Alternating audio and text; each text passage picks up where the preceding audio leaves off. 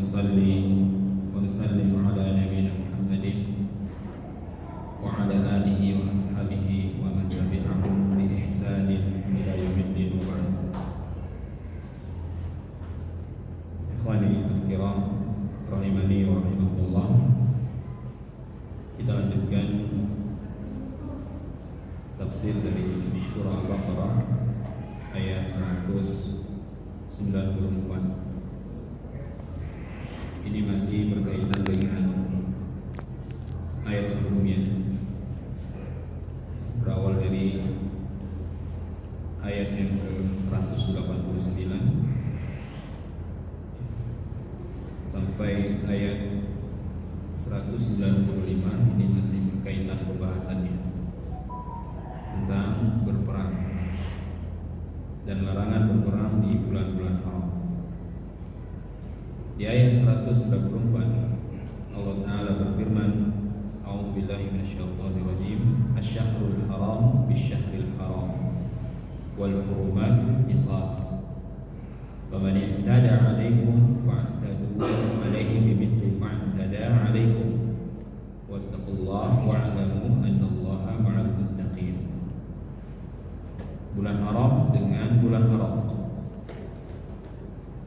dan pada sesuatu yang patut untuk dihormati berlaku padanya hukum qisas.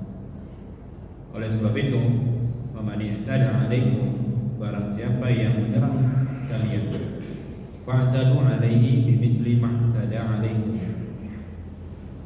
ya maka seranglah ia seimbang dengan serangan mereka terhadapmu. Wattaqullaha wa'lamu annallaha ma'al muttaqin. Bertakwalah kepada Allah dan ketahuilah bahwasanya Allah beserta orang-orang yang bertakwa. Ayat ini berkaitan dengan penolakan kaum Quraisy ketika tahun ke-6 Hijriah, di mana Nabi SAW dan para sahabatnya hendak melaksanakan umrah. Ya, mereka larang kaum muslimin untuk masuk ke Baitullah. Dan sebagian ahli tafsir mengatakan masuk bulan haram di sini adalah bulan Dzulqa'dah, ya, di mana orang-orang musyrikin ini menghalang-halangi Rasulullah dan kaum muslimin untuk masuk ke dalamnya. Oleh karenanya muncullah yang dinamakan dengan perjanjian Hudaybiyah, ya, di mana kaum muslimin pada tahun ke-6 ini dilarang masuk untuk melaksanakan umrah. Dan apa yang harus mereka lakukan kembali ke Madinah dan melaksanakan umrah tahun depan. Di dalam perjanjian Hudaybiyah itu banyak kerugian kaum muslimin, namun di sana ada maslahat yang besar, ya, di mana Nabi SAW mengajak para sahabat untuk kembali ke Madinah dan melaksanakan umrah di tahun berikutnya. Ini menunjukkan mengambil keputusan dan menerima keputusan dari pemimpin ini sesuatu yang harus dilakukan oleh orang-orang yang berada di bawah pimpinan tersebut. Tentunya pemimpin ketika dia memutuskan sesuatu ada maslahat yang lebih besar di sana. Nabi SAW mengajak para sahabat untuk kembali ke Madinah dan mengumumkan niat mereka untuk umrah di tahun itu, di tahun ke-6. Ya, syahrul haram di syahril haram wal hurumatu qisas.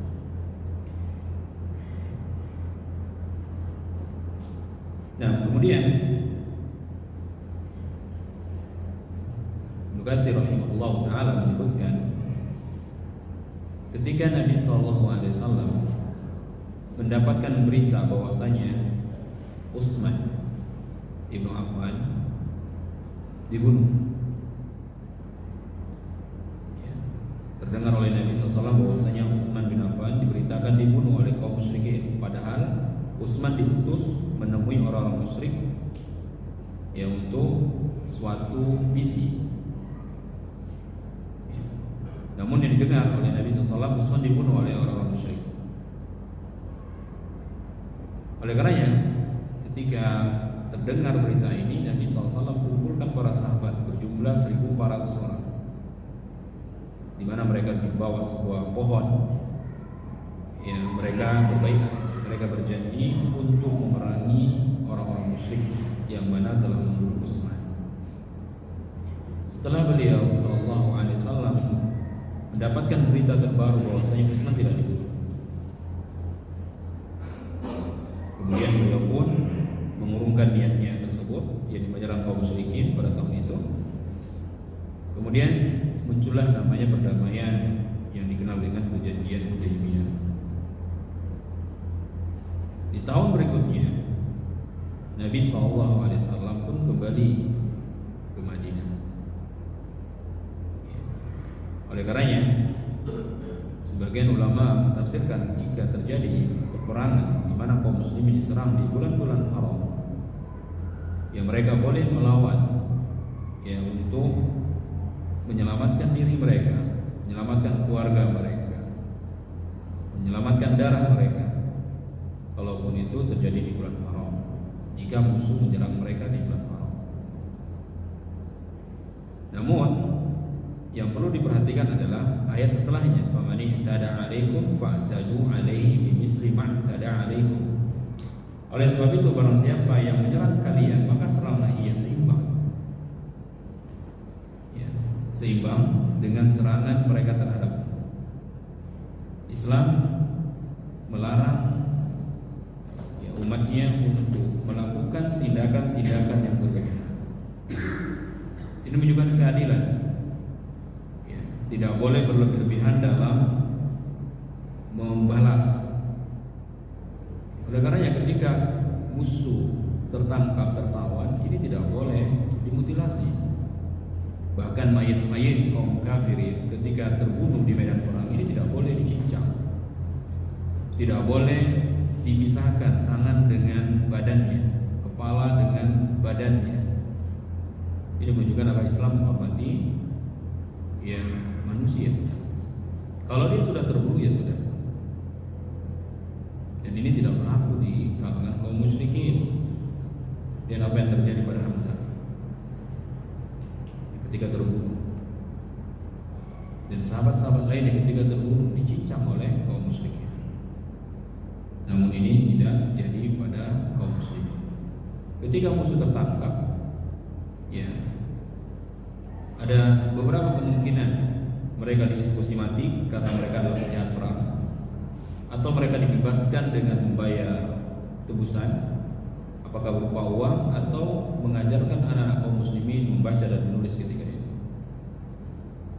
Jadi tidak serta-merta ya mengeksekusi mati mereka.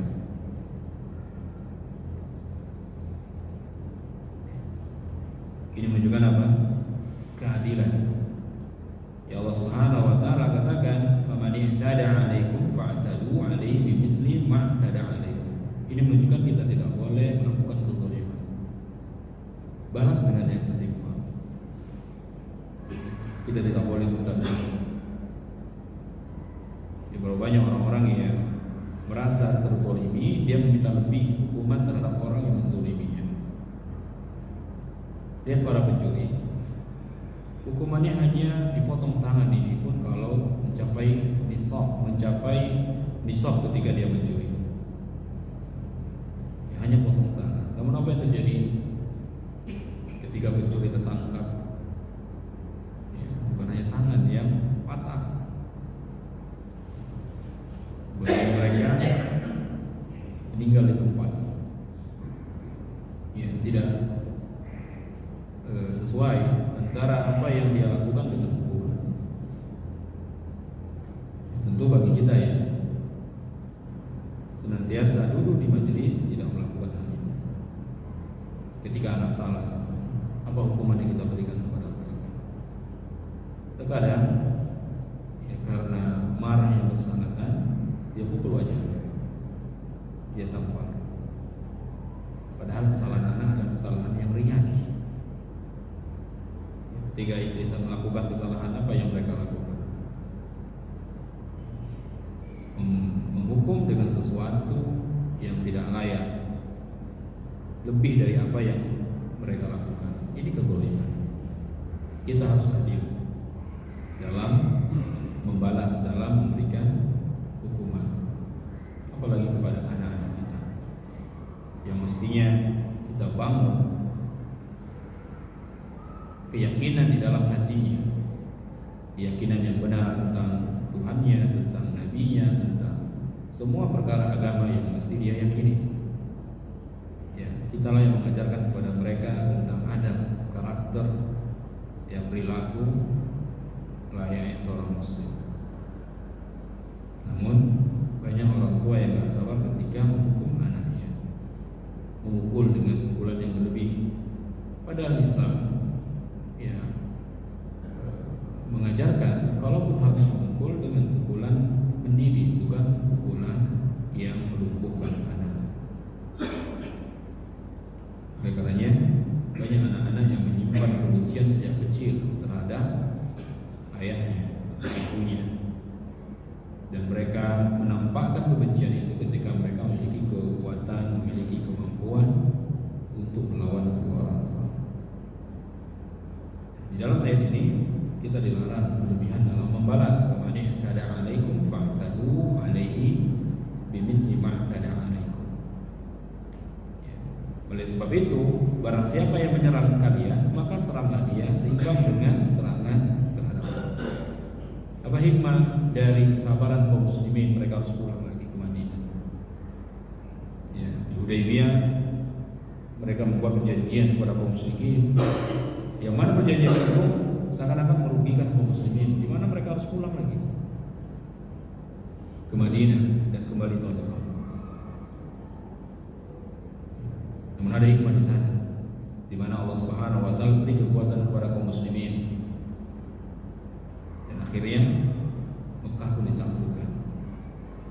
Ini dikenal dengan Fathu Mekah di tahun ke-8 Hijriah. Ya, akhirnya Mekah ditaklukkan. Kaum muslimin yang menguasai Baitullah.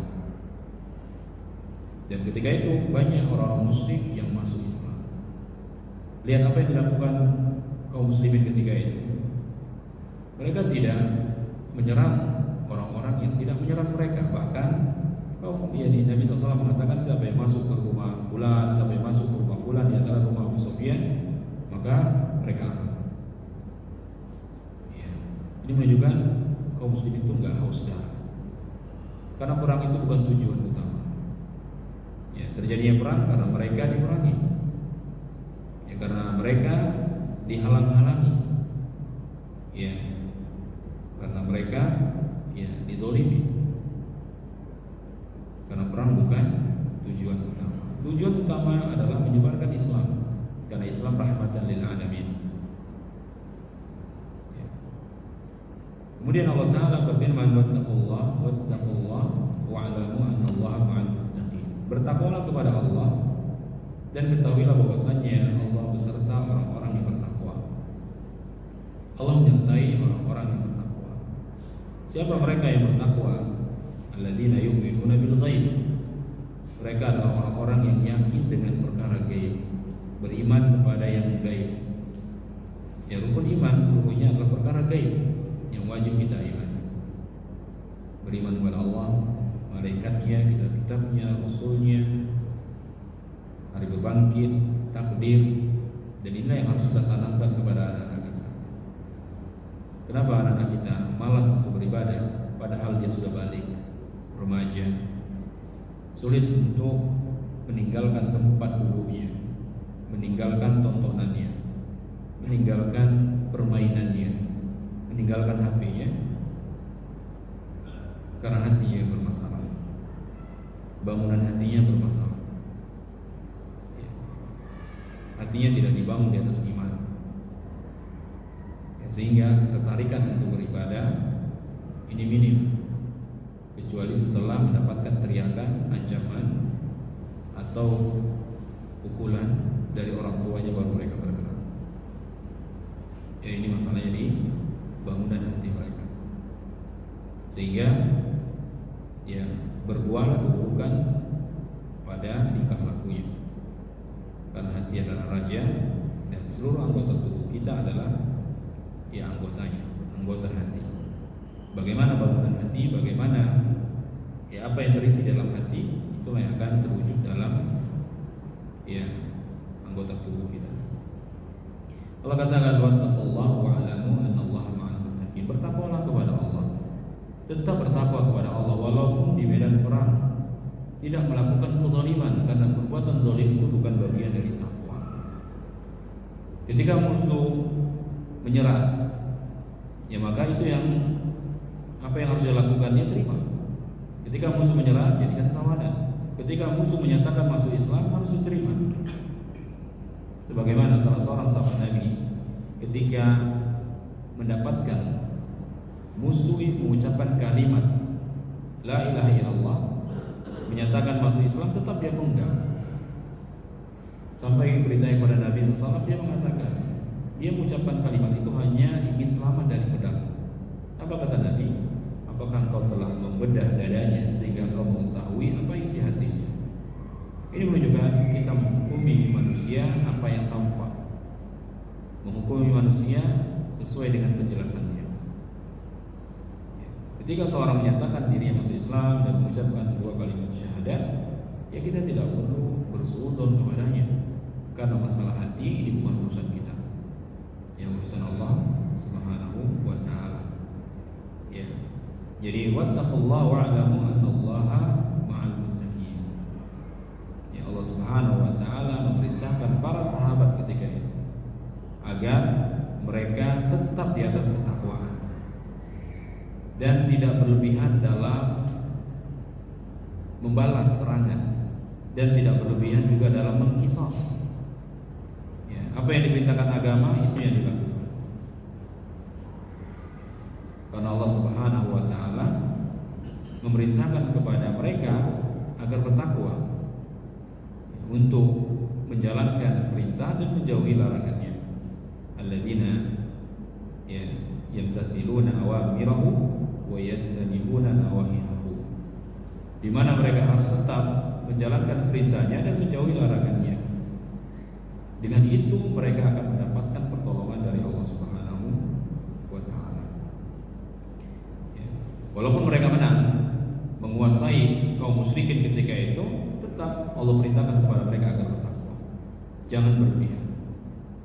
Ya. Jangan berlebihan dalam membalas apa yang telah mereka lakukan.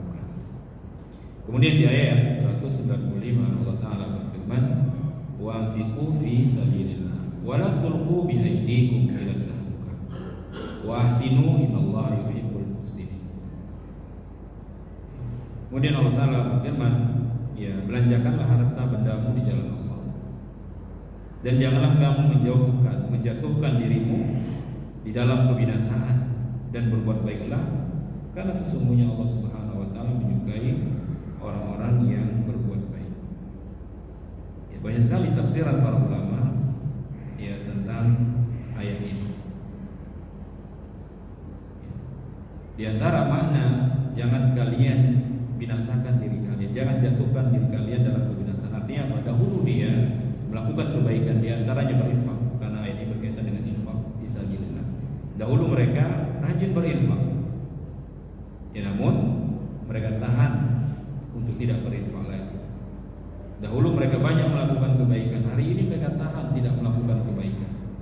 Ini termasuk mereka membinasakan diri mereka sendiri. Dahulu mereka terselamatkan ya dari kebinasaan, namun hari ini, saat ini mereka menjatuhkan diri mereka di dalam kebinasaan. Ketika mereka sadar tentang kesalahan yang mereka lakukan dari sebuah dosa, kemudian mereka tidak mau bertobat. Ini juga bagian dari tafsirannya. Mereka sadar mereka sedang melakukan dosa, ya, telah melakukan dosa, namun mereka tidak bertobat. Ini juga bagian dari ya menjatuhkan dirinya dari kebinasaan. Dia tahu, ya baru saja dia menyaksikan tontonan-tontonan yang haram, mendengarkan sesuatu yang haram. Dia sadar itu satu dosa, namun dia tidak bertobat dari perbuatannya itu, ini juga masuk dalam ayat ini. Ya, menjatuhkan dirinya ke dalam kebinasaan.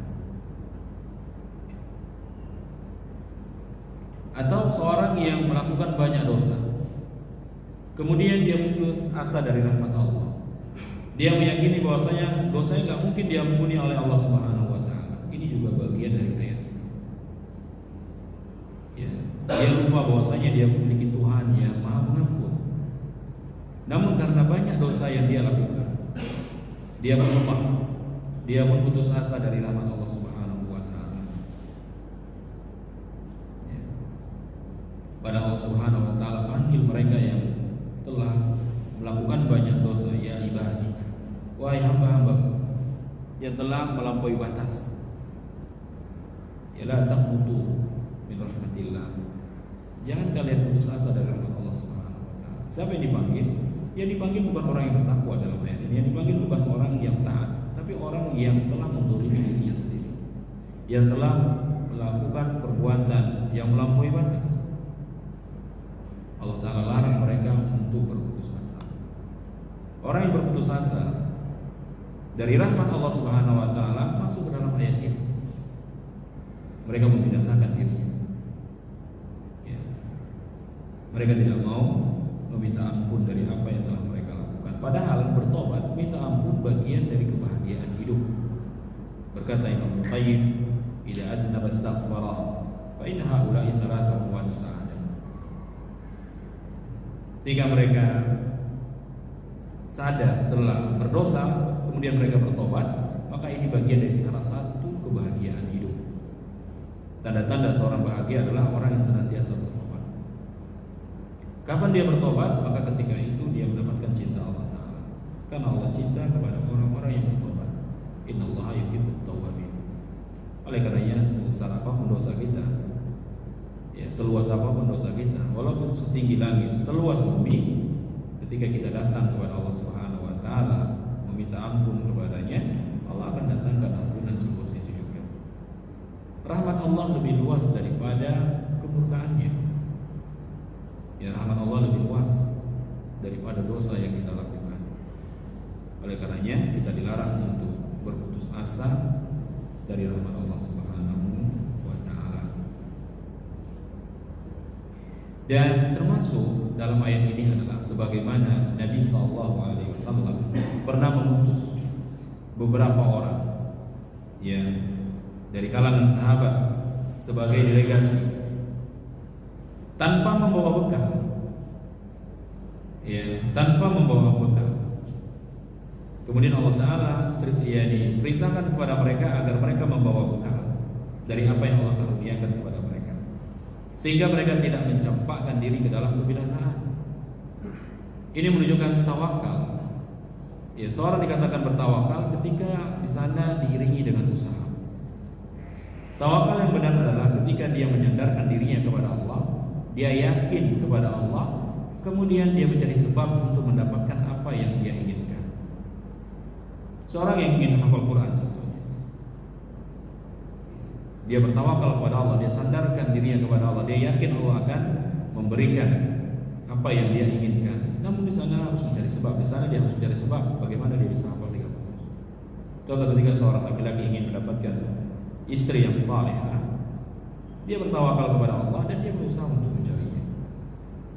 Ingin memiliki anak yang saleh dan salehah, apa yang harus dia lakukan? Menikah.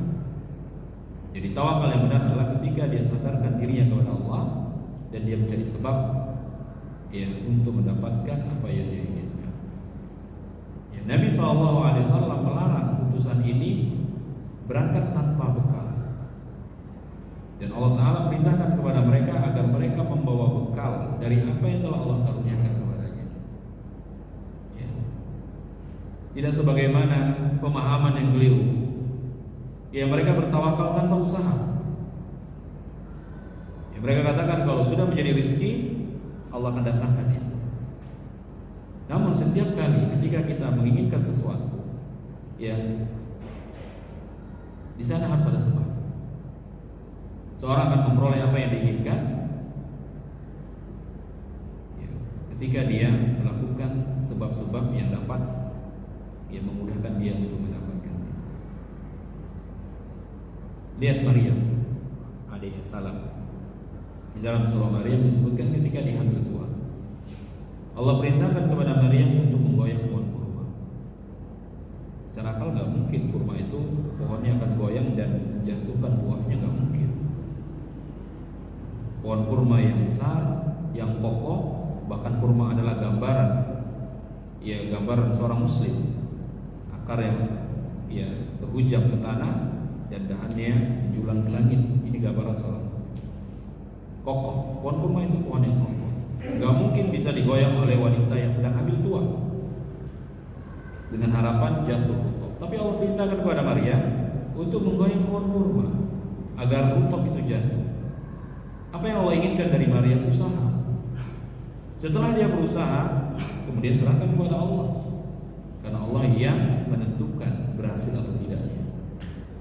Dan ini juga memberikan pelajaran bagi kita. Setiap usaha yang kita lakukan, kemudian sukses usaha tersebut, ingat, usaha tersebut bukan karena kecerdasan kita, bukan karena kepintaran kita, bukan karena kerja keras kita semata, tapi ini bagian dari kemudahan yang Allah berikan kepada kita. Dan inilah hikmah tawakal. Tawakal itu mengajarkan kita bahwa kesuksesan yang kita peroleh itu bukan karena usaha kita semata.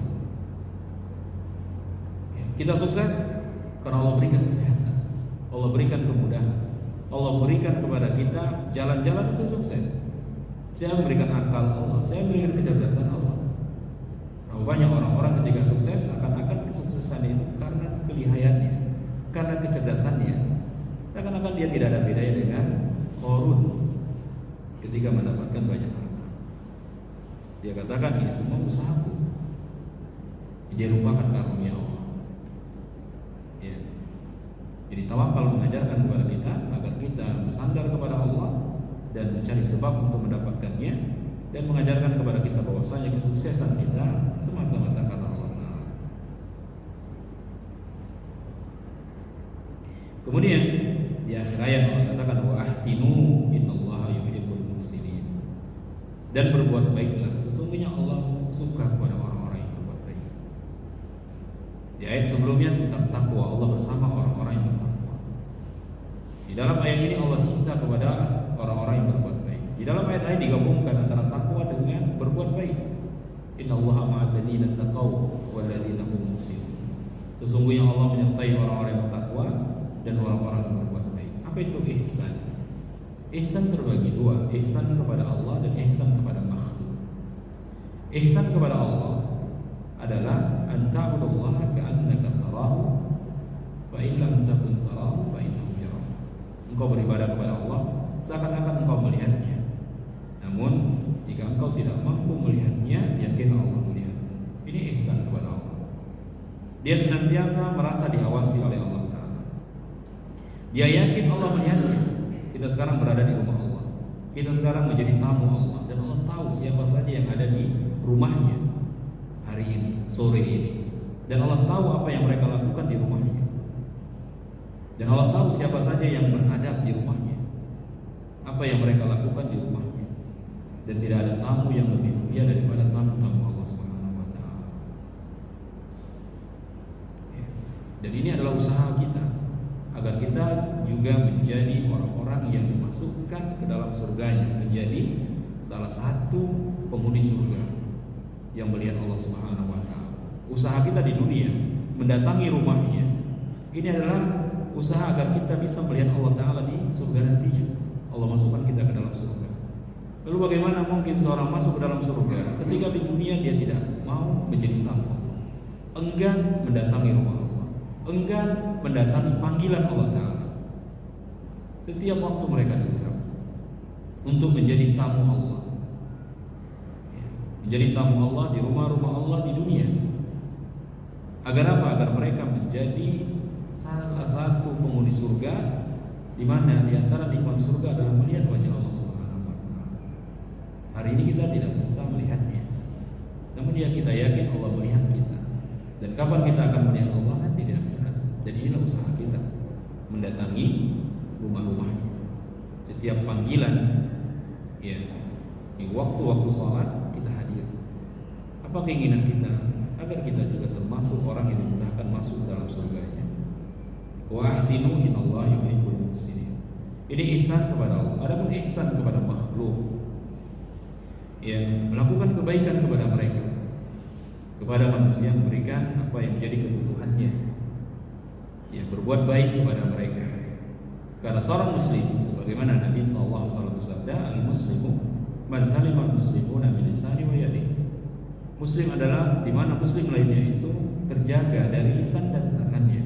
Ini perbuatan ihsan, ya, tidak melakukan keburukan. Di antara ihsan adalah, ya, tidak mengganggu orang lain, bahkan berusaha membantu urusan mereka. Ya. Oleh karena di antara perbuatan yang bernilai iman, ketika seorang menyingkirkan gangguan di jalan, itu masuk kebaikan. Ya, ini kebaikan kepada manusia. Bagaimana kebaikan dengan ihsan kepada binatang? Jika dia menyembelih, walaupun binatang itu halal untuk disembelih, dia tetap mengedepankan ihsan, berbuat baik kepadanya. Terkadang kita melihat ketika hari raya kurban, ya, banyak kambing-kambing yang tidak mendapatkan ihsan dari orang-orang yang menyembelihnya. Kadang kambing melihat kambing yang lain ketika disembelih, walaupun dia binatang yang halal disembelih, tapi kita harus berbuat ihsan kepadanya. Ketika menyembelih, lakukan cara yang terbaik. Tajamkan pisau tepat pada, ya, leher yang akan disembelih. Tidak menakut-nakutinya, ya, karena mengasah di depan kambing, atau kambing yang dikurung melihat kawannya disembelih. Ini tidak ihsan. Atau kepada binatang yang boleh dibunuh seperti tikus, ya, tetap melakukan kebaikan kepadanya walaupun dia binatang yang boleh dibunuh. Dengan cara apa? Membunuhnya dengan segera, tidak menyiksanya.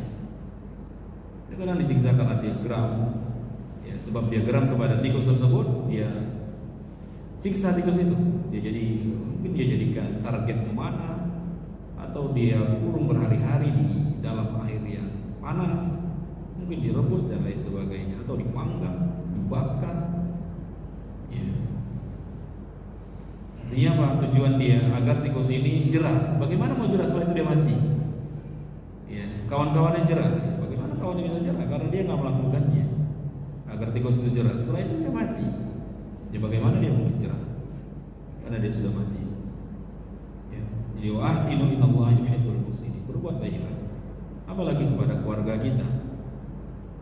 Ashuruhunna bil ma'ruf, kepada pasangan-pasangan kita, kepada anak-anak kita, kepada orang tua kita. Allah cinta kepada mereka yang berbuat baik, muhsin, yang memiliki sifat ihsan.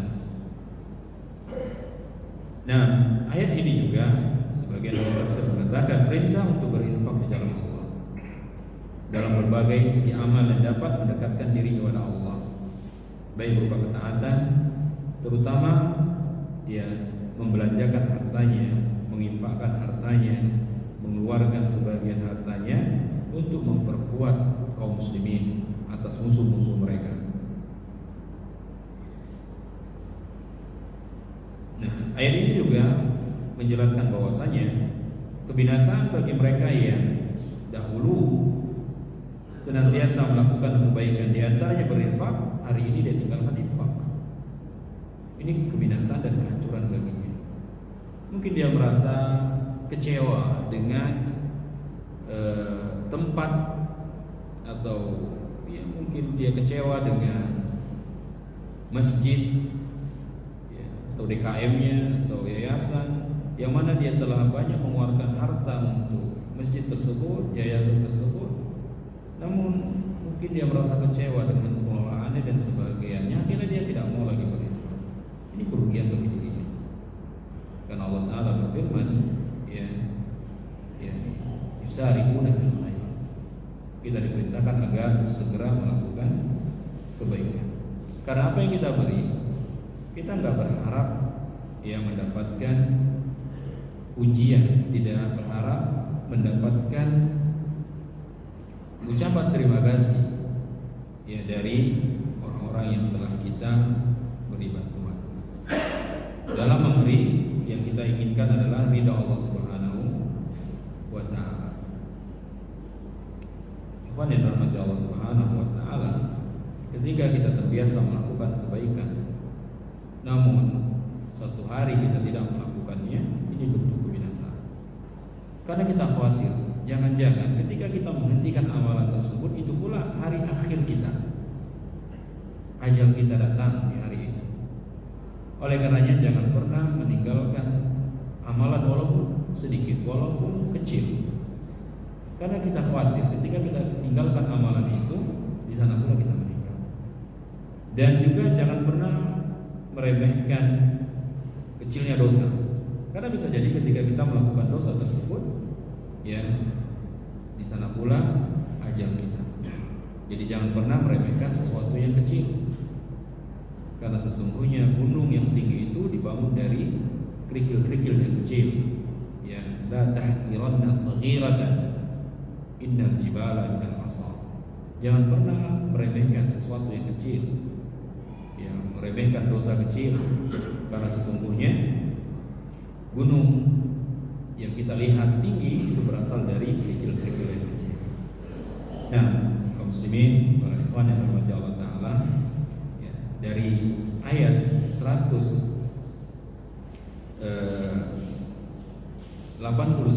sampai 195, di sini ada beberapa faedah yang bisa kita ambil. Yang pertama, ya, semangatnya para sahabat untuk mengetahui suatu ilmu, di mana mereka bertanya kepada Nabi, yas'alunaka 'anil ahillah. Mereka bertanya tentang tanggal, tentang bulan. Ini menunjukkan para sahabat itu semangat, ya, untuk bertanya kepada Nabi dalam rangka mencari ilmu. Karena di antara wasilah untuk mendapatkan ilmu adalah bertanya. Jadi dalam surah yang lain Allah Ta'ala berfirman, "Fas'alu ahla dzikri in kuntum la ta'lamun." Tanya kepada ahlinya jika kalian tidak tahu. Dan inilah di antara kebiasaan para sahabat. Mereka senantiasa bertanya kepada Nabi. Laki-lakinya, perempuannya, semua bertanya kepada Nabi. Perempuannya biasa bertanya tentang haid, tentang darah yang keluar, tentang hukum-hukum yang berkaitan dengan darah wanita. Ini senantiasa yang mereka tanyakan kepada Nabi SAW. Menunjukkan para sahabat di antara kebiasaannya adalah menuntut ilmu, mencari tahu tentang perintah dan larangan. Ya. Kemudian di dalam, ya, surah 189 sampai 195 ini yang menjelaskan bahwasanya, ya, Allah Subhanahu wa taala Maha mengetahui. Allah mendengar.